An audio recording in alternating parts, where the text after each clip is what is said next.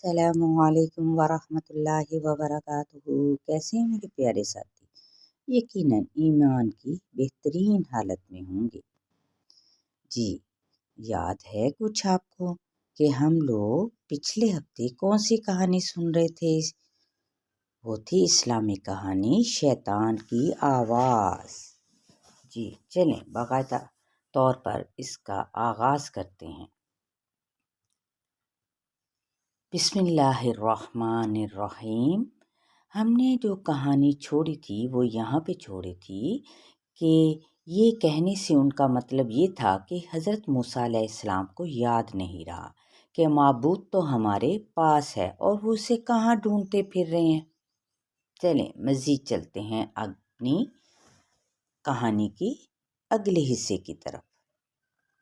اب انہوں نے اس بچڑے کی کیا کیا؟ پوجا کرنا شروع کر دی، اسی کو الہ ماننے لگ گئے۔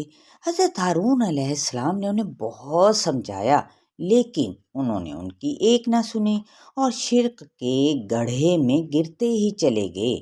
اللہ تعالیٰ نے اس موقع پر ارشاد فرمایا، کیا انہوں نے نہیں یہ دیکھا کہ وہ ان سے بات نہیں کرتا تھا اور نہ کوئی انہیں راہ بتلاتا تھا؟ انہوں نے اس کو معبود قرار دے دیا اور بڑی بے انصافی کا کام کیا۔ اسی طرح اللہ تعالیٰ نے ان کے بارے میں مزید فرمایا، کیا یہ گمراہ لوگ یہ بھی نہیں دیکھتے کہ وہ تو ان کی بات کا جواب بھی نہیں دے سکتا اور نہ ان کے کسی برے بھلے کا اختیار رکھتا ہے۔ مطلب کیا تھا کہ وہ کوئی کلام کر سکتا تھا، وہی جو ایک حیوانی مجسمہ ہے۔ الم یروا انہ لا یکلمہم ولا یہدیہم سبیلا، لیکن وہ کیا کہتے تھے؟ مطلب یہ ہے کہ یہ حیوانی مجسمہ نہ تو بات چیت کر سکتا تھا، نہ کسی کے نفع اور نہ ہی نقصان کا اختیار رکھتا تھا اور نہ کسی معاملے میں ان کی رہنمائی کر سکتا تھا۔ اس کی پوجا کرنا بالکل ایسے ہی تھا جیسے اپنی جان پر ظلم کرنے کے برابر، جبکہ انہیں معلوم بھی تھا کہ یہ کام جہالت اور گمراہی پر مبنی ہے، لیکن کون سمجھائے ان کو؟ حضرت ہارون علیہ السلام نے اس عظیم فتنے کے جواب میں قوم سے فرمایا، اے میری قوم، تم اس بچڑے کی وجہ سے آزمائش میں مبتلا کیے گئے ہو۔ یقیناً تمہارا رب تو رحمان ہی ہے، لہٰذا تم میری راہ پر چلو اور میرا کہنا مانو۔ مطلب کیا تھا کہ اللہ تعالیٰ نے انہیں یہ حکمت دی تھی نا، اللہ پاک نے انہیں نبوت سے سرفرازا تھا نا، تو انہوں نے یہ کہا کہ میرا کہنا مانو۔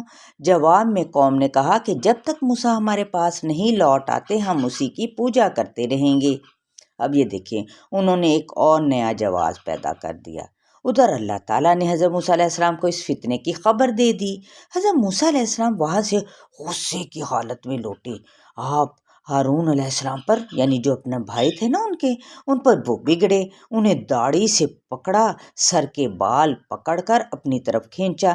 دیکھیں نا جس طرح سے غصے میں ہوتا ہے کہ تو ایک بھائی دوسرے بھائی کو کیسے نوچتا ہے، ایسے ہی ہوتا ہے نا۔ غصہ جب ہوتا ہے تو پھر آتا ہے جب، تو انسان کیا دیکھتا ہے؟ کچھ بھی نہیں دیکھتا۔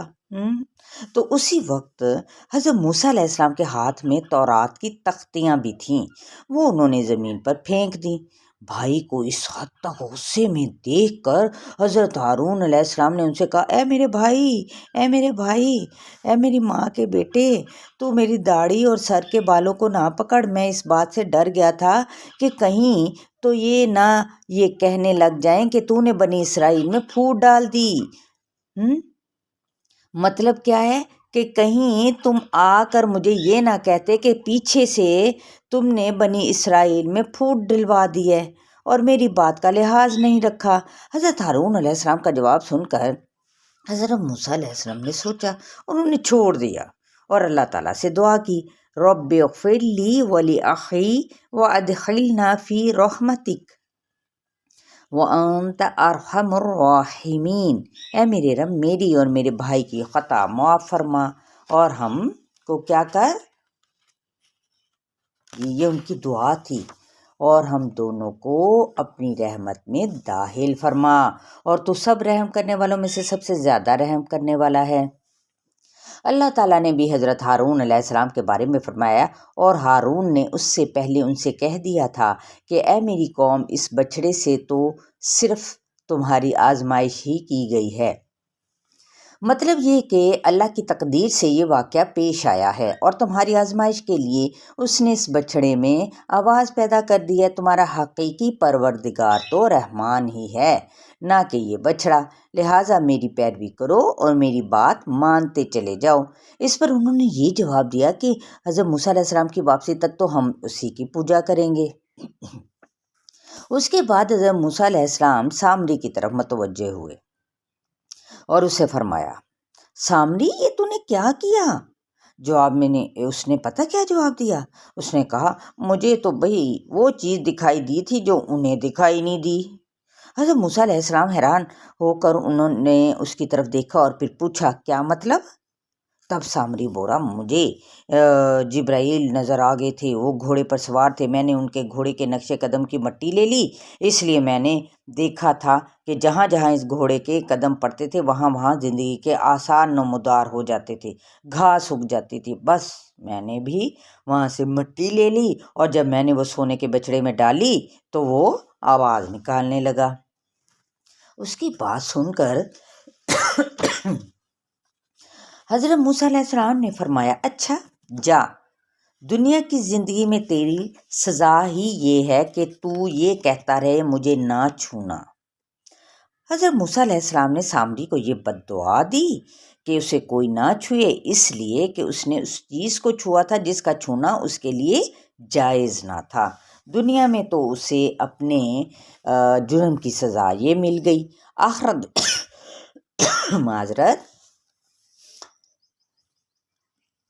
آخرت میں بھی اسے سخت عذاب ہوگا۔ اس کے بعد حضرت موسیٰ علیہ السلام نے سامری سے فرمایا، وانظر الی الہک الذی ظلت علیہ عاکفا لنحرقنہ ثم لننسفنہ فی الیم نسفا۔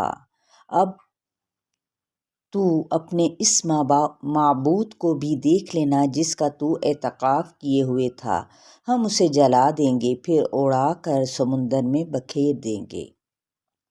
چنانچہ حضرت موسیٰ علیہ السلام نے اس بچڑے کو آگ میں جلا دیا، پھر اس کی راکھ کو سمندر میں بکھیر دیا، اور بنی اسرائیل میں سے جس نے بچڑے کی پوجا کی تھی ان سے کہا کہ وہ اس کو پیے، اور اس کے ہونٹوں پر اس کی راکھ چپک گئی، یا ان کے رنگ جو ان سے تھے وہ زرد ہو گئے۔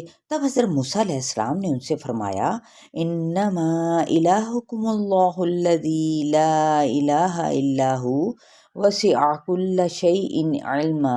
اصل بات یہی ہے کہ تم سب کا معبود برحق صرف اللہ ہی ہے، اس کے سوا کوئی عبادت کے لائق نہیں، اسی کا علم تمام چیزوں پر کیا ہے، حاوی ہے۔ یہ ہے دیکھیں توحید کا پیغام۔ تو اللہ تعالیٰ نے بھی ان کے متعلق فرمایا، ان الذین اتخذوا العجل سینالہم غضب من ربہم وذلۃ فی الحیاۃ الدنیا وکذالک نجزی المفترین۔ بے شک جن لوگوں نے بچڑے کی پوجا کی ہے ان پر جلد ان کے رب کی طرف سے غضب اور ذلت اس دنیاوی زندگی ہی میں پڑے گی، اور ہم جھوٹ باندھنے والوں کو ایسی ہی سزا دیا کرتے ہیں۔ چنانچہ اسی طرح ہوا، اللہ کا عذاب ان پر نازل ہوا۔ اللہ تعالیٰ کے حکم سے حضرت موسیٰ علیہ السلام نے ان سے کہا، تم نے بچڑے کو معبود بنا کر خود پر ظلم کیا ہے، اب تم اپنے پیدا کرنے والے کی طرف رجوع کرو، اپنے آپ کو آپس میں قتل کرو، اللہ کے نزدیک تمہاری بہتری اسی میں ہے۔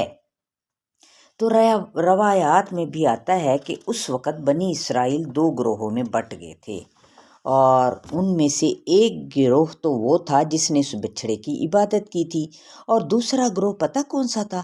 وہ والا تھا جس نے حضرت ہارون علیہ السلام کا حکم مانا تھا اور بچڑے کی عبادت نہیں کی تھی۔ کیسا؟ وہ تو اس سزا سے محفوظ رہے۔ کس وجہ سے؟ حکم ماننے کی وجہ سے۔ ٹھیک ہے، دیکھا آپ نے کہ دیکھیں وہ اس عذاب سے بچ گئے، اس سزا سے بچ گئے۔ جو اللہ تعالیٰ کا حکم مانتے ہیں نا، یہ جزا صرف اسی کے لیے ہے۔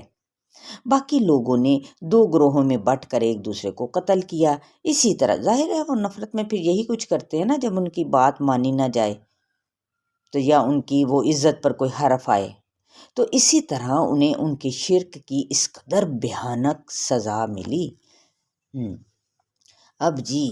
اب وہ جو تھی نا والدہ، وہ کہنے لگی او میرے بچوں، او میری سہیلیوں، او میرے ساتھیوں، شرک اس قدر برا ہے کہ اس جرم میں ان کی قوم کو خود اپنے ہاتھوں ایک دوسرے کو قتل کرنا پڑا۔ اف توبہ، آپ نے تو میری آنکھیں کھول دی، اللہ تعالیٰ مجھے معاف فرمائے۔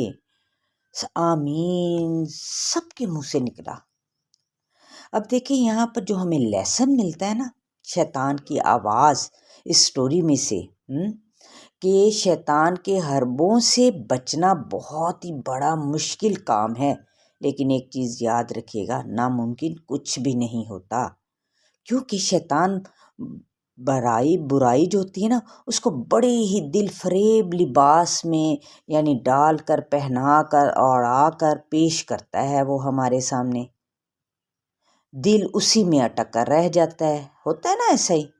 خاص طور پر شرک کو تو وہ رنگ برنگ کے روپ میں نئے نئے لبادوں میں پیش کرتا ہے، مکڑی کے اندیکھے جالے کی طرح ہمارے ارد گرد لپیٹ کر رکھ دیتا ہے۔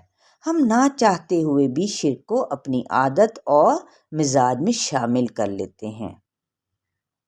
تو دیکھیں کر لیتے ہیں نا اسی طرح، تو ہمیں اس شرک سے بچنا ہے، کیونکہ شرک کیا ہے کہ اللہ تعالیٰ تمام گناہ معاف فرما دیں گے، لیکن شرک کو ہرگز معاف نہیں فرمائیں گے۔ شرک ہوتا کیا ہے؟ اس کی ذات میں، اس کی صفات میں، اس کی افعال میں کسی اور کو الہ بنا دینا، کہ میرا یہ کوئی کام کرنے والا، مجھے کوئی اولاد دینے والا کوئی اور ہے، مجھے اس در پہ جانا چاہیے، مجھے اس کے آگے سر جھکانا چاہیے، تو تبھی مجھے اولاد ملے گی، مجھے یہ کاروبار میرا وسیع ہوگا، وٹ ایور جو کچھ بھی ہوگا۔ نہیں، ان کو بھی دینے والا صرف اور صرف اللہ ہی کی ذات ہے، کوئی اور نہیں۔ لہٰذا ہمیں شرک سے بچنا چاہیے، ہر ممکن کوشش کرنی ہے، اگر ہم نے اپنے آپ کو آخرت کے عذاب سے بچانا ہے، جہنم کی آگ سے بچانا ہے تو ٹھیک ہے۔ تو اس شیطان کی آواز، اس سٹوری کو آپ نے دوبارہ سے غور سے سننا ہے، اور آپ کو خود سے ہی پتہ چلے گا کہ اس میں کون کون سے سبق ہمارے لیے ہیں، کون سے اصول ہم نے خود سے نکالنے ہیں، ٹھیک ہے نا۔ ممکن ہے شاید اس آئینے میں ہمیں اپنی تصویر بھی نظر آ جائے، ہے نا، کہ کہیں ہم تو ایسا کام نہیں کر رہے۔ چلیں انشاءاللہ تعالی نیکسٹ ویک ہم اپنی اگلی کہانی کی جانب بڑھیں گے، وہ بھی اسلامی کہانی۔ السلام علیکم ورحمۃ اللہ وبرکاتہ۔